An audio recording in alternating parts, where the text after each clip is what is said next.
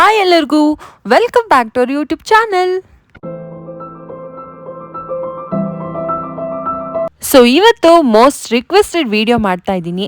ಅದೇ ಹುಣಸೆಹಣ್ಣು ಉಪ್ಪಿನಕಾಯಿ ಹೇಗೆ ಮಾಡೋದು ಅಂತ ಇವತ್ತು ನಮ್ಮಮ್ಮ ತೋರಿಸ್ಕೊಡ್ತಾ ಇದ್ದಾರೆ. ಹೇಗೆ ಅಂತ ನೋಡ್ಕೊಳ್ಳೋಣ ಬನ್ನಿ. ಉಪ್ಪಿನಕಾಯಿ ಮಾಡೋದು ತೋರಿಸ್ತಾ ಇದ್ದೀನಿ. ತುಂಬ ಜನ ಇಷ್ಟಪಟ್ಟು ಕೇಳ್ತಾ ಇದ್ರು ಉಪ್ಪಿನಕಾಯಿ ಮಾಡೋದು ತೋರಿಸಿ ಅಂತ. ನೋಡಿ, ಇದು ಹುಣಸೆಹಣ್ಣು ಈ ಥರ ಸಿಗುತ್ತೆ ನಿಮಗೆ ಊರುಗಳಲ್ಲಿ ಎಲ್ಲಿ ಸಿಕ್ಕೋದು ತಗೊಳ್ಳಿ. ಹುಣಸೆಹಣ್ಣು ಸ್ವಲ್ಪ ಸ್ವೀಟಾಗಿರೋದೇ ತಗೊಳ್ಳಿ, ಚೆನ್ನಾಗಿರುತ್ತೆ. ಇಷ್ಟಿಷ್ಟು ಉದ್ದ ಬಂದರೆ ನೋಡಿ ಈ ಥರ ಕಟ್ ಮಾಡಿ ಹಾಕ್ಕೊಳ್ಳಿ. ಹಣ್ಣಾಗಿರ್ಬೇಕು, ಹಣ್ಣಾಗಿ ಈ ಟೈಮಲ್ಲಿ ಇದು ಸಿಗೋದು, ಇದು ಹಣ್ಣು ಟೈಮಲ್ಲಿ ಚೆನ್ನಾಗಿ ಬರುತ್ತೆ. ನೋಡಿ ಈ ಥರ ಅರ್ಧಕ್ಕೆ ಕಟ್ ಮಾಡ್ಕೊಳ್ಳಿ. ಬಿಡಿಸ್ತಾ ಇದ್ರೇ ಬಾಯಲ್ಲಿ ನೀರು ಬರ್ತಿರುತ್ತೆ ಹುಣಸೆಹಣ್ಣು. ನೋಡಿ ಈ ಥರ ಎಲ್ಲ ಕ್ಲೀನ್ ಮಾಡಿಕೊಂಡು ಈ ಥರ ನಾರೆಲ್ಲ ತಕ್ಕೊಂಬಿಟ್ಟು ಕ್ಲೀನ್ ಮಾಡ್ಕೊಳ್ಳಿ. ಇದನ್ನು ನಾನು ನಿಮಗೆ ತೋರ್ಸೋಕ್ಕೆ ಅಂತ ಇಷ್ಟು ತೋರಿಸ್ತಾ ಇದ್ದೀನಿ. ನಾನು ಆಲ್ರೆಡಿ ಒಂದು ಡಬ್ಬ ಮಾಡಿದ್ದೀನಿ. ಇವಾಗ ನೆಕ್ಸ್ಟು ನೋಡಿ, ಹಾಗಲಕಾಯಿ ಈ ಥರ ರೌಂಡ್ಗೆ ನನ್ನ ಮಗಳು ಫ್ರೆಶ್ ಆಗಿರೋ ತಂದು ಕೊಟ್ಟಿದ್ಲು. ಮಾಡೋಕ್ಕಾಗದೆ 3 days ಆಯಿತು. ನೀವು ಫ್ರೆಶ್ ಆಗಿರೋದೇ ತಗೊಳ್ಳಿ, ಬೀಜ ಇರಬಾರ್ದು. ಬೀಜ ತೆಗೆದುಬಿಡಿ ಫುಲ್ ಎಲ್ಲ. ಈ ಥರ ಪ್ಲೈನ್ ಮಾಡ್ಕೊಳ್ಳಿ, ಈ ಥರ ಒಳಗಡೆ ಎಲ್ಲ ಪ್ಲೈನ್ ಮಾಡ್ಕೊಳ್ಳಿ. ಇದಕ್ಕೆ ಸ್ವಲ್ಪ ಟೇಬಲ್ ಸಾಲ್ಟ್, ಪುಡಿ ಉಪ್ಪು ಮಿಕ್ಸ್ ಮಾಡ್ಕೊಳ್ಳಿ. ಇದಕ್ಕೂ ಸ್ವಲ್ಪ ಪುಡಿ ಉಪ್ಪು. ಬಿಳಿ ಬದನೆಕಾಯಿ, ಇದು ಬಿಳಿ ಬದನೆಕಾಯಿ ಈ ಥರ ಉದ್ದುದ್ದಕ್ಕೆ ವಾಂಗಿಬಾತ್ ಬದನೆಕಾಯಿ ಅಂತ ಸಿಗುತ್ತಲ್ಲ, ಈ ಥರ ತಗೊಳ್ಳಿ. ಈ ಥರ ನಾನೆಲ್ಲ ಫ್ರೆಶ್ ತಂದ್ಕೊಟ್ಟಿದ್ದೆ ಗೈಸ್, ನಮ್ಮಮ್ಮ ಮಾಡೇ ಇಲ್ಲ. ಮಾಡ್ದೇನೆ ಲೇಟ್ ಆಗಿ ಈ ಥರ ಒಂದು 2 days 3 days ಆಗೈತೆ. ಇದು ಮೆಣಸಿನ್ಕಾಯಿ, ಹಸಿರು ಮೆಣಸಿನ್ಕಾಯಿನ ನಿಮ್ಗೆ ಎಷ್ಟು ಬೇಕೋ ಅದು. ನಮಗೆ ಖಾರ ಜಾಸ್ತಿ ಬೇಡ ಅಂದರೆ ಸ್ವಲ್ಪ ಹಾಕ್ಕೊಳ್ಳಿ. ಇದೇನು ಖಾರ ಆಗಲ್ಲ, ಹುಣಸೆಹಣ್ಣೊಳಗಡೆ ಇದಾದ ತಕ್ಷಣ ಅದು ಖಾರ ಎಲ್ಲ ಕಡಿಮೆ ಆಗುತ್ತೆ. ಇದು ರೊಟ್ಟಿಗೆ ಊಟಕ್ಕೆಲ್ಲ ತುಂಬ ಚೆನ್ನಾಗಿರುತ್ತೆ. ಇದು ನೋಡಿ, ಹುಣಸೆಹಣ್ಣಿಗೂ ಸ್ವಲ್ಪ ಉಪ್ಪು ಹಾಕೊಳ್ಳೋಣ. ಪುಡಿ ಉಪ್ಪಾರು ಹಾಕ್ಕೊಳ್ಳಿ, ಕಲ್ಲು ಉಪ್ಪಾರು ಹಾಕ್ಕೊಳ್ಳಿ. ನಾನು ಇದನ್ನು ರುಬ್ಬಕ್ಕೆ ತೋರ್ಸೋಣ ಅಂತ ಹೇಳಿ ಇಟ್ಕೊಂಡಿದ್ದೀನಿ. ಇದು ಪುಡಿ ಉಪ್ಪು ಕಲಿಸ್ಕೊಂಡಿದ್ದೀನಿ. ಈಗ ಇದು 3 ಒಟ್ಟಿಗೆ ಹಾಕ್ಕೊಳ್ಳಿ. ಎಲ್ಲ ಒಟ್ಟಿಗೆ ಹಾಕ್ಕೊಳ್ಳೋದು. ಇದನ್ನೀಗ ಮೆಣಸಿನ್ಕಾಯಿನೂ ಹಾಕ್ಕೊಳ್ಳೋಣ. ಇದಿಷ್ಟು ತರಕಾರಿ ಈ ಥರ.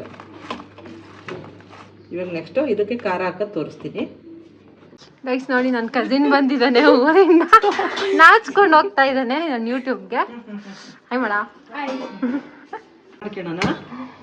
ಮಾಡ್ಕೊಬಿಟ್ಟು ಒಂದು ತವ ಇಟ್ಕೊಂಡು ಇದರಲ್ಲಿಗೆ ಏನೇನು ಉರಿಬೇಕು ಅಂತ ಹೇಳ್ತೀನಿ ನಾನು. ಅಷ್ಟು ಉಪ್ಪಿನಕಾಯಿಗೆ ನಾನು 2 ಸ್ಪೂನ್ ಸಾಸಿವೆ, 2 ಅಥವಾ ಸ್ವಲ್ಪ 2.5. ಹುಣಸೆಹಣ್ಣು ಎಷ್ಟು ತೊಗೊಂಡಿದ್ಯಾ? ಹುಣಸೆಹಣ್ಣು ಒಂದು 1/4 kg ಅಷ್ಟು, ಒಂದು ಇಷ್ಟು ತಗೊಳ್ಳಿ. 1/4 kg ಹುಣಸೆಹಣ್ಣಿಗೆ 2 ಸ್ಪೂನ್ ಸಾಸಿವೆನಾ? 2 ಸ್ಪೂನು ಸಾಸಿವೆ, 2 ಹಾಗಲಕಾಯಿ, 2 ಬದನೆಕಾಯಿ ಹಾಕೊಂಡಿದ್ದೀನಿ. ಮೆಣಸಿನ್ಕಾಯಿ ಒಂದು 1/4 kg. 1/4 kg ಮೆಣಸಿನ್ಕಾಯಿ, ಹಸಿರು ಮೆಣಸಿನ್ಕಾಯಿ. ಇದು ಸ್ವಲ್ಪ ಲೈಟಾಗಿ ಕಲರ್ ಬರಲಿ.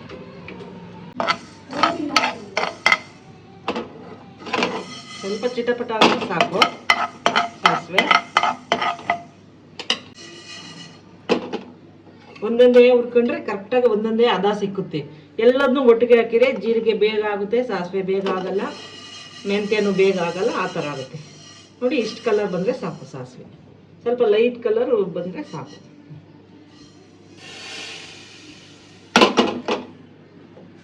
ಮೆಂತ್ಯ ಹಾಕ್ತೀನಿ, 2 ಸ್ಪೂನ್ ಮೆಂತ್ಯ. ಇದೊಂದು 1/4 kg ತೋರಿಸ್ತಾ ಇದ್ದೀನಿ ನಾನು. ಅರ್ಧ kg ಅಂದರೆ ಡಬಲ್. ಇದು ಡಬಲ್ ಹಾಕಿದ್ರಿ, ಅರ್ಧ kg ಅಷ್ಟೇ. ನೋಡಿ, ಮೆಂತ್ಯ ಇಷ್ಟು ಬಂದರೆ ಸಾಕು. ಚಿಟಪಟ ಅಂತ ಐತಲ್ಲ, ಇಷ್ಟು ಬಂದರೆ ಸಾಕು. ನೆಕ್ಸ್ಟ್ ಜೀರಿಗೆ ಹಾಕ್ತೀನಿ. 2 ಸ್ಪೂನ್ ಜೀರಿಗೆ ಹಾಕಿದ್ದೀನಿ. ನೋಡಿ, ಇದೆಲ್ಲ ತಿಂದ್ರೇ ನಮ್ಗೆ ಆರೋಗ್ಯ. ಹೋಟ್ಲುಗಳಲ್ಲಿ ಸುಮ್ಮನೆ ಪ್ರಿಸರ್ವೇಟಿವ್ ಎಲ್ಲ ಹಾಕಿ ಮಾಡೋದು ಅಷ್ಟು ಚೆನ್ನಾಗಿರಲ್ಲ, ಆರೋಗ್ಯ ಚೆನ್ನಾಗಿರಲ್ಲ. ಜೀರಿಗೆ ಮೆಂತ್ಯ ನಾವೇ ಒರಿಜಿನಲ್ ಮಾಡ್ಕೊಳ್ಳೋಣ. ಅಂದರೆ ಜೀರಿಗೆ ಇಷ್ಟೇ ಸಾಕು. ಈಗ ಘಮ ಘಮ ಅಂತ ಪರಿಮಳ ಬರ್ತಿದೆ, ಇಷ್ಟು ಸಾಕು. ಜೀರಿಗೆ ಇವಾಗ ನೈಸಾಗಿ ರುಬ್ಕೊಳ್ಳೋಣ. ಚಿಕ್ಕ ಮಿಕ್ಸಿ ಜಾರ್ಗೆ ಹಾಕೊಳ್ಳೋಣ. ಪೌಡ್ರ್ ಮಾಡ್ಕೋಬೇಕಾ? ನೈಸಾಗಿ ಆಗೋ ಥರ ಪೌಡ್ರ್ ಮಾಡ್ಕೊಳ್ಳೋಣ. ಇದಕ್ಕೆ ಇನ್ನೊಂದು ಐಟಮ್ ಹಾಕ್ತೀನಿ.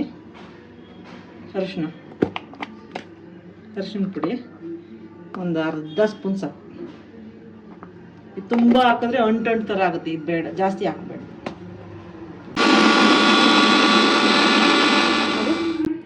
ಇಷ್ಟು ಪೌಡ್ರ್ ಆಯಿತು. ಈಗ ಇದಕ್ಕೆ ಬೆಳ್ಳುಳ್ಳಿ ಹಾಕೊಳ್ಳೋದು. 2 ಗೆಡ್ಡೆ ಬೆಳ್ಳುಳ್ಳಿ. ಇದನ್ನ ನೈಸಾಗಿ ಬಿಡಿಸ್ಕೋಬೇಕು ಅಂತ ಏನಿಲ್ಲ, ಇಷ್ಟು ಹಾಕೋದಂದ್ರೂ ಸಾಕು. ಸಿಪ್ಪೆ ಸಮೇತನೂ ಹಾಕೋಬಹುದು, ತುಂಬ ಚೆನ್ನಾಗಿ ಬರುತ್ತೆ. ಇದನ್ನ ರುಬ್ಕೋಣ.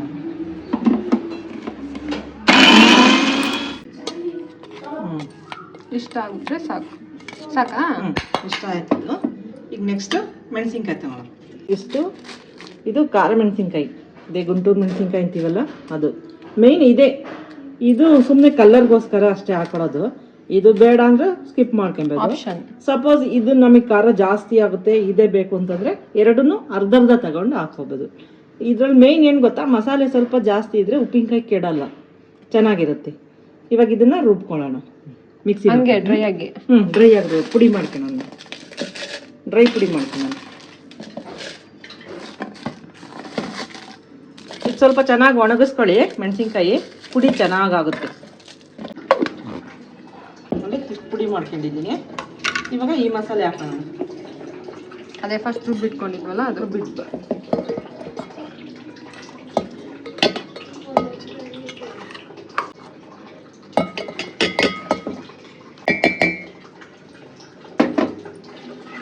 ಇದು ಫಸ್ಟ್ ಮಾಡಿದ್ರಲ್ಲ ಪೇಸ್ಟ್, ಅದು ಆಮೇಲೆ ಇದು ಡ್ರೈ ಚಿಲ್ಲಿ ಪೌಡರು. ಇವಾಗ ಎರಡನ್ನೂ ಮಿಕ್ಸ್ ಮಾಡಿ ಉಪ್ಪು,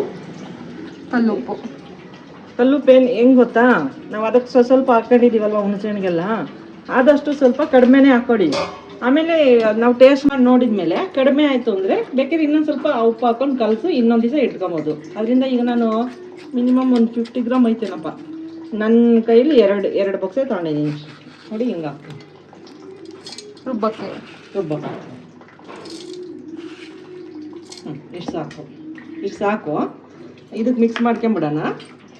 ಉಪ್ಪು ಏನೋ ಸಾಲ್ಟೇಜ್ ಆಯ್ತು ಅಂದ್ರೆ ಬೇಕಾದ್ರೆ ಹಾಕೋಬಹುದು, ಜಾಸ್ತಿ ಹಾಕೊಳಕ್ ಹೋಗ್ಬೇಡಿ. ಬೇಸಿಗೆ ಟೈಮ್ ಕಡಿಮೆ ಇರಲಿ. ಈಗ ಫಸ್ಟ್ ರುಬ್ಕೊಂಡಿದ್ ಪೇಸ್ಟ್, ಚಿಲ್ಲಿ ಪೌಡರು, ಸಾಲ್ಟ್ ಇದಿಷ್ಟು ಗ್ರೈಂಡ್ ಮಾಡ್ಕೋಬೇಕು. ನೀರು ಹಾಕಿದ್ರೆ ಉಪ್ಪಿನಕಾಯಿ ಕೊಳತೆ ಹೋಗುತ್ತೆ ಅಂತ ಟೆನ್ಷನ್ ಮಾಡ್ಕೊಂಬೇಡಿ. ಇದು ಹುಣಸೆಹಣ್ಣು ಉಪ್ಪಿನಕಾಯಿ ಆಗಿರೋದ್ರಿಂದ ನೀರು ಹಾಕಿದ್ರೆ ಏನೂ ಇದಾಗಲ್ಲ. ಫ್ರಿಡ್ಜಲ್ಲಿ ಇಟ್ಕೊಂಡ್ರೆ ನಿಮಗೆ 6-7 ತಿಂಗಳು ಬರುತ್ತೆ. ಹಂಗೆ ಇಟ್ಕೊಂಡ್ರು ತಿಂದ್ರೂ ಒಂದು 3 ತಿಂಗಳಂತೂ ಗ್ಯಾರಂಟಿ ಬರುತ್ತೆ. ಇದ್ರ ಮೇನ್ ಏನು ಗೊತ್ತಾ, ಕೈ ಹಾಕಿ ಯಾವತ್ತು ಉಪ್ಪಿನಕಾಯಿ ತಗೊಂಡು ಹಾಕೋಬೇಡಿ, ಸ್ಪೂನಲ್ಲೇ ಯೂಸ್ ಮಾಡ್ಕೊಬೇಕು. ಇದು ರುಬ್ಬುವಾಗ್ಲೂ ಅಷ್ಟೇನೆ. ಈಗ ನಾನು ರುಬ್ತೀನಲ್ಲ, ನೀರು ಹಾಕೊಂಡ್ರು ಪರವಾಗಿಲ್ಲ, ಕೈ ಹಾಕಿ ಬೆರಳಾಕಿ ಹಿಂಗೆಲ್ಲ ಇದು ಮಾಡಬೇಡಿ. ಇದನ್ನು ಅಷ್ಟೇ ಕಲಿಸುವಾಗ ಕೈಯಲ್ಲಿ ಕಲಿಸ್ಬೇಡಿ, ಸ್ಪೂನಲ್ಲೇ ಕಲಿಸ್ಬೇಕು. ಅಂದ್ರೆ ಖಾರ ಹಾಕ್ಬಿಟ್ಟು ಕೈ ಹಾಕ್ಬೇಡಿ, ಅಂದ್ರೆ ಅವಾಗಲೇ ಸಾಲ್ಟ್ ಹಾಕುವಾಗ ಕೈಯಲ್ಲೇ ಹಾಕಿದ್ದು ಅದು ನಡೆಯುತ್ತೆ. ಖಾರ ಹಾಕುವಾಗ ಸ್ಪೂನನ್ನೇ ಯೂಸ್ ಮಾಡಬೇಕು. ನೀರು ಅದು ಖಾರ ರುಬ್ಬಕ್ಕಾಗೋಷ್ಟು ಹಾಕೋತಾ ಇರಿ. ಇಷ್ಟಾಗ ರುಬ್ಬಿದ್ರೆ ಸಾಕು.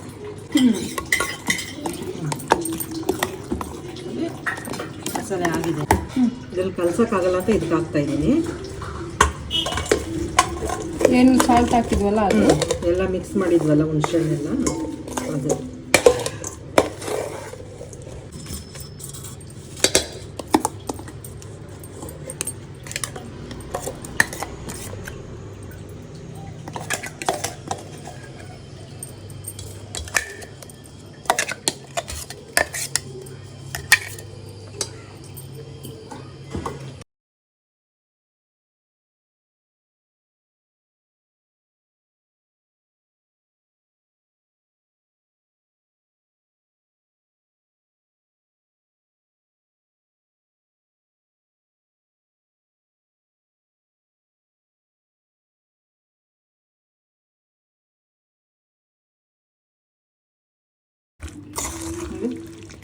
ಇಷ್ಟು ಅದೇ, ಇದಂತೂ ಯಾರು ಮಾಡಿದ್ರೂ ಕೆಡಲ್ಲ, ಅಷ್ಟು ಚೆನ್ನಾಗಿರುತ್ತೆ. ಇದಕ್ಕೆ ಮೇಯ್ನು ಬೆರಳಾಕಿ ಕೈ ಹಾಕಿ ತಗೊಂಡ್ಬಿಡುದು ಉಪ್ಪಿನಕಾಯಿನ. ಯಾವುದೇ ಉಪ್ಪಿನಕಾಯಿ ಹಾಕಲಿ ಕೈ ಹಾಕಿ ತಗೊಂಡ್ರೆ ಬೇಗ ಕೆಟ್ಟೋಗುತ್ತೆ. ಅದರಿಂದ ಸ್ಪೂನಲ್ಲೇ ತಗೊಂಡು ತಿನ್ನಿರಿ. ನಿಮಗೆ ಇನ್ನೂ ಏನಾರ ಡೌಟ್ ಬಂದು ಇದು ಉಪ್ಪು ಸರಿ ಆಯ್ತಾ ಇಲ್ವೋ ಅಂತ ಡೌಟ್ ಬಂದರೆ ಒಂದು ಐಡಿಯಾ ಮಾಡಿ ನೋಡಿ. ಇಲ್ಲಿ ಸೈಡಲ್ಲಿ ಇರುತ್ತಲ್ಲ, ಉಪ್ಪಿನಕಾಯಿನ ಇದೊಂಚೂರು ಖಾರನ ಇಲ್ಲ ಹಾಕಿ ಟೇಸ್ಟ್ ಮಾಡಿ. ಸೈಡ್ಗೆ ಹಾಕ್ಕೊಂಡು ಟೇಸ್ಟ್ ಮಾಡಬೇಕು. ಹ್ಞೂ ಸರಿಗೈತೆ, ಉಪ್ಪು ಸಾಕು, ಕರೆಕ್ಟಾಗಿದೆ. ಇದನ್ನು ಒಂದು 2 days ಬಿಟ್ಕೊಂಡು ನೀವು ಏನಕ್ಕೆ ಹಾಕೊಂಡು ಬೇಕಾದ್ರೆ ಊಟ ಮಾಡಿ, ಸಖತ್ತಾಗಿರುತ್ತೆ. ಈ ಥರ ಏರ್ ಟೈಟ್ ಬಾಕ್ಸ್ಗೆ ಒಂದು 2 days ಹಾಕಿಟ್ಬಿಟ್ರೆ ಹಾಕೊಳ್ಳಿ. ಇಲ್ಲ ಇನ್ನೂ ನಾವು ಗಾಜಿನ ಹಾಕಿವಿ ಅಂತೂ ಹಾಕೊಳ್ಳಿ, ಪಿಂಗಾಣಿಗೆ ಹಾಕೊಂಡ್ರು ಚೆನ್ನಾಗಿರುತ್ತೆ. ಯಾವುದಕ್ಕಾದ್ರೂ 1-2 days ಅದು ಹುಳಿ ಉಪ್ಪು ಖಾರ ಎಲ್ಲ ನೀಟಾಗಿ ಅದಕ್ಕೆ ಅಡ್ಜಸ್ಟ್ ಆದಾಗ ಟೇಸ್ಟ್ ತುಂಬ ಚೆನ್ನಾಗಿರುತ್ತೆ. ಇಷ್ಟೇ ಹುಣಸೆಹಣ್ಣು ಉಪ್ಪಿನಕಾಯಿ. ನಾವು ಎಲ್ಲ ಉಪ್ಪಿನಕಾಯಿನೂ ಇದೇ ಮಸಾಲೆ ಹಾಕೋದು. ಮಾವಿನಕಾಯಿ ಇದಕ್ಕೆ ಮಾವಿನಕಾಯಿ ಉಪ್ಪಿನಕಾಯಿ ಮಾಡ್ಕೊಬೋದು, ಇಷ್ಟೇ ಮಸಾಲೆ. ಆಮೇಲೆ ನೆಲ್ಲಿಕಾಯಿ ಬರುತ್ತಲ್ಲ, ಅದಕ್ಕೆ ಇಷ್ಟೇ ಮಾಡ್ಕೊಂಡು ಒಗ್ಗರಣೆ ಹಾಕೊಂಡು ಅವಾಗ್ಲೇ ತಿನ್ಬೋದು. ನೆಲ್ಲಿಕಾಯಿ ಉಪ್ಪಿನಕಾಯಿ ಆದರೆ ಎಳ್ಳಿಕಾಯಿ ಕಂಚಿಕಾಯಿ ಅಂತ ಎಳ್ಳಿಕಾಯಿಗೆ ಇದರಲ್ಲಿ ಸಾಸಿವೆ ಒಂದು ಮಾತ್ರ ಸ್ಕಿಪ್ ಮಾಡಬೇಕು, ಸಾಸಿವೆ ಹಾಕೊಬಾರ್ದು. ಯಾಕೆಂದರೆ ಎಳ್ಳಿಕಾಯಿನೂ ಕಹಿ ಇರುತ್ತೆ, ಸಾಸಿವೆನೂ ಸ್ವಲ್ಪ ಕಹಿ ಬರುತ್ತಲ್ಲ, ಅದಕ್ಕೋಸ್ಕರ. ಇದು ಪ್ರಿಸರ್ವೇಟಿವ್ ಅಂತ ಇನ್ನು ಎಣ್ಣೆ ಎಲ್ಲ ಏನೂ ಹಾಕಲ್ಲ, ಇಷ್ಟೇನೆ. ಎಣ್ಣೆ ಹಿಂಗು ಏನೂ ಹಾಕಂಗಿಲ್ಲ. ಇದು ಮಾಮೂಲಿ ನಾಟಿ ಹಳ್ಳಿ ಕಡೆ ಮಾಡ್ತೀವಲ್ಲ ಆ ಥರ ಇದು. ಇಷ್ಟೇ ಗಡ್ಸ್ ತುಂಬ್ತೀನಿ ಇವಾಗ ಅದಕ್ಕೆ. ಬಾಕ್ಸ್ ಅಷ್ಟೇ ನೀಟಾಗಿ ತೊಳೆದು ಬಟ್ಟೆಲಿ ನೀಟಾಗಿ ಒರೆಸಿ ನೀರಿಲ್ಲದೆ ಇರೋ ಥರ ಇದನ್ನು ಸ್ಟೋರ್ ಮಾಡೋದು.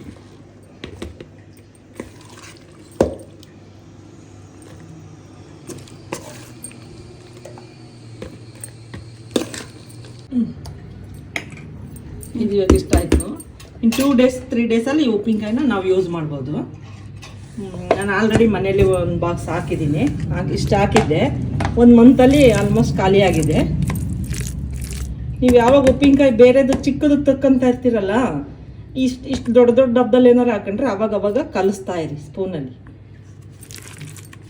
ಈ ಥರ ಕಲಸಿ ಇಡ್ತಾ ಇರಿ, ಚೆನ್ನಾಗಿರುತ್ತೆ. ಇದು ಇನ್ನು 2-3 days ತಿನ್ಬೋದು. ಇದನ್ನು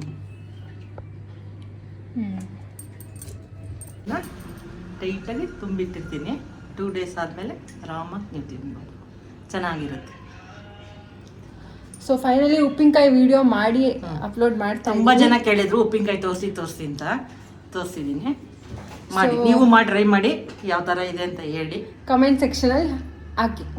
ಸೀಸನ್ನಲ್ಲಿ ಬಂದು ಉಪ್ಪಿನಕಾಯಿ ನಾನು ತೋರಿಸ್ತಾ ಇರ್ತೀನಿ. ಯಾವ ಸೀಸನ್ನಲ್ಲಿ ಯಾವ ಕಾಯಿ ಬರುತ್ತೆ ಅದನ್ನು ಹಾಕಿ ನಿಮಗೆ ತೋರಿಸ್ತಾ ಇರ್ತೀನಿ. ಸೊ ಉಪ್ಪಿನಕಾಯಿ ವಿಡಿಯೋ ನೋಡಿದ್ದೀರಾ, ಇಷ್ಟ ಆಗಿದ್ರೆ ಲೈಕ್ ಮಾಡಿ, ಶೇರ್ ಮಾಡಿ, ಕಮೆಂಟ್ ಮಾಡಿ, ಹಾಗೆ ನಮ್ಮ ಚಾನಲ್ನ ಸಬ್ಸ್ಕ್ರೈಬ್ ಮಾಡ್ಕೊಳ್ಳಿ. ನೆಕ್ಸ್ಟ್ ವಿಡಿಯೋಲಿ ಸಿಗ್ತೀನಿ. ಅಂಟಿಲ್ ದೆನ್ ಟೇಕ್ ಕೇರ್, ಬಾಯ್ ಬಾಯ್.